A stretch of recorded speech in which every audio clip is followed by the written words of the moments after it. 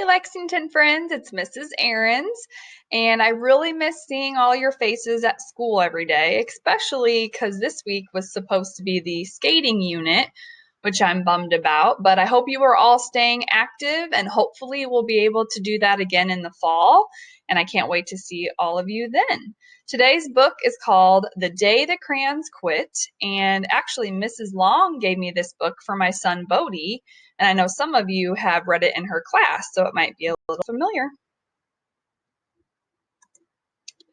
One day in class, Duncan went to take out his crayons and found a stack of letters with his name on them. Hey Duncan, it's me, Red Crayon. We need to talk. You make me work harder than any of your other crayons. All year long, I wear myself out coloring fire engines, apples, strawberries, and everything else that's red. I even work on the holidays. And I have to color all the Santas at Christmas and all the hearts on Valentine's Day. I need a rest. Your very overworked friend, Red Crayon. Dear Duncan, all right, listen. I love that I'm your favorite crayon for grapes, dragons, and wizard hats, but it makes me crazy that so much of my gorgeous color goes outside the lines. If you don't start coloring inside the lines soon, I'm going to completely lose it. Your very neat friend, Purple Crayon. Dear Duncan, I'm tired of being called light brown or dark tan because I'm neither. I am beige and I am proud. I'm also tired of being second place to Mr. Brown Crayon. It's not fair that Mr. Brown gets all the bears, ponies, and puppies, while the only things I get are turkey dinners, if I'm lucky, and wheat. And let's be honest, when was the last time you saw a kid getting excited about coloring wheat? Your beige friend, Beige Crayon. Duncan, Gray Crayon here. You're killing me. I know you love elephants, and I know that elephants are gray, but that's a lot of space to color in all by myself. And don't even get me started on your rhinos, hippos, and humpback whales. You know how tired I am after handling one of those things? Such big animals. Baby penguins are gray, you know. So are very tiny rocks, pebbles. How about one of those every once in a while to give me a break? Your very tired friend, Gray Crayon. Dear Duncan, you color with me, but why? Most of the time, I'm the same color as the page you are using me on, white. If I didn't have a black outline, you wouldn't even know I was there.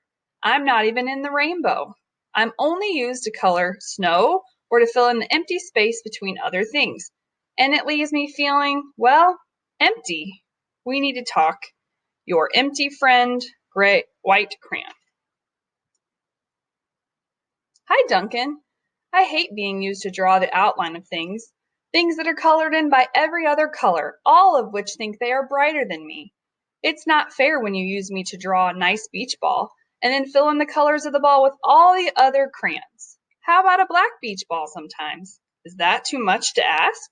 Your friend, Black Crayon. Dear Duncan, as Green Crayon, I am writing you for two reasons. One is to say that I like my workloads of crocodiles, trees, dinosaurs, and frogs. I have no problem and wish to congratulate you on a very successful coloring things green career so far. The second reason I write is for my friends Yellow Crayon and Orange Crayon, who are no longer speaking to each other. Both crayons feel that they should be the color of the sun. Please settle this soon because it's driving the rest of us crazy. Your happy friend, Green Crayon.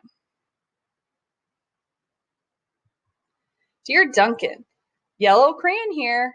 I need you to tell Orange Crayon that I am the color of the sun. I would tell him, but we are no longer speaking. And I can prove I'm the color of the sun too. Last Tuesday, you used me to color in the sun on your Happy Farm coloring book. In case you have forgotten, it's on page 7. You can't miss me. I'm shining down brilliantly on the field of yellow corn. Your pal and the true color of the sun, Yellow Crayon. Dear Duncan, I see Yellow Crayon already talked to you, the big whiner. Anyway, could you please tell Mr. Tattletale that he is not the color of the sun. I would, but we are no longer speaking.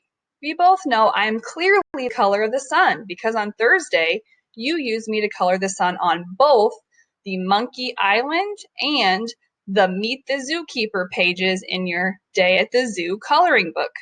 Orange, you glad you're here? Ha, pal, your pal in the real color of the sun, orange crayon.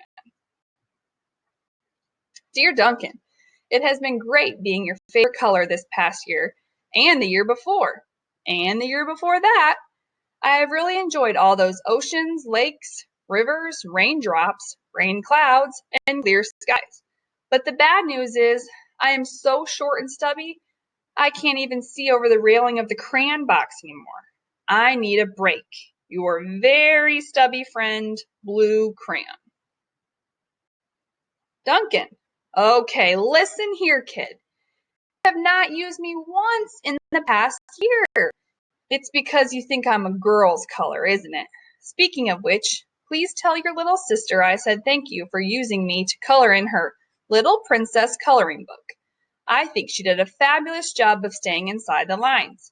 Now back to us. Could you please use me sometimes to color an occasional pink dinosaur or monster or cowboy? Goodness knows they could all be used a splash of color. Your unused friend, Pink Crayon. Hey Duncan, it's me, Peach Crayon. Why did you peel off my paper wrapping? Now I am naked and too embarrassed to leave the crayon box. I don't even have any underwear. How would you like to go to school naked? I need some clothes. Help, your naked friend, Peach Crayon. Well, poor Duncan just wanted to color, and of course, he wanted his crayons to be happy. That gave him an idea. When Duncan showed his teacher his new picture, she gave him an A for coloring